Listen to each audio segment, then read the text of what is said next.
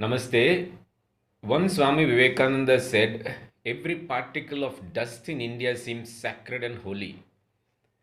And I think it's important to remember these words as we celebrate 125 years of a triumphant heroic return from America and West to India. And let us think when he said this.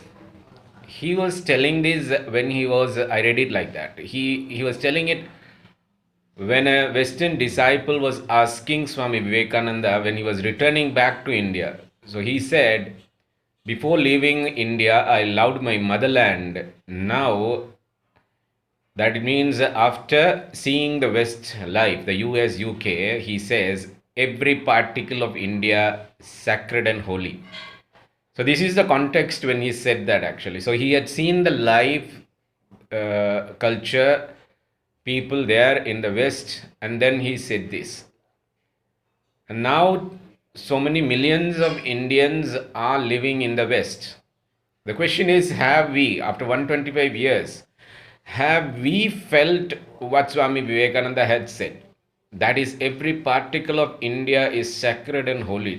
எத்தனை பேர் இதை நாம் அந்த மாதிரி feel பண்ணுறோம்? புனிதமாக இருக்குது, ஒவ்வொரு தூசியும் துகள்களும் எனக்கு புனிதமாக இருக்குது இந்தியாவில் அப்படின்னு சொல்லிட்டு.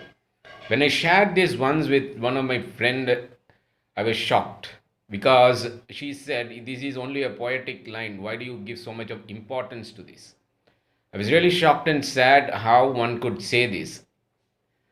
And that is my question, and that is why I'm putting this post now. To think, to feel what Swami Vivekananda had felt. And why did he say that? It is precisely for this reason. Many of us do not have that feeling because we are not educated. Because how did he say that? How was Swami Vivekananda able to feel that? Because he had studied more than 5,000 years of a glorious country. He was born.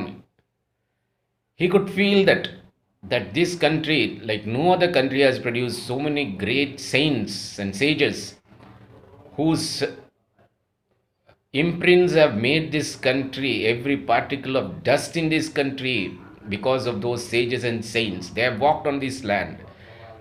No other country can come near to India, the Punya Bhumi, Bharata Bhumi. No country can come. And that is why. And not only that, he shared the importance of Sanskrit.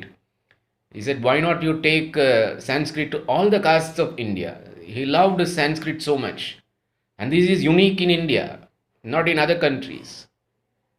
And he says in another place the importance of Gurukula, when he said, my idea of education is Guru Griha Vasa. This is again something unique in India. So he has understood the greatness, and in another place he criticized the Western civilization where he said, you give importance to the intellectual education alone and not take care of the heart. And when you take only the intellectual education alone, the concentration is given only for intellectual education without the heart, that will be a destruction he wants. And today we are actually doing exactly what the Western people were doing in their countries in the name of education. And Swami Vivekananda has criticized in so many places about this education. So as we celebrate these 125 years, how he loved his motherland, to say every particle of dust in India seems sacred, I think these words must be put up in all schools, in the entrances. When children come to the school, when they see these words, they start to love this land, or they start to find out the reason. That must be the education. Why did Swami Vivekananda say this? And why am I not feeling that? This must be given to the children. Then we will not have what we now face, the millions of people as if prepared only to go to America or Western countries. They don't serve here. If we start loving this country, we will be staying in this country and developing this country. And that is what Swami Vivekananda wanted. And that must be the real tribute to Swami Vivekananda.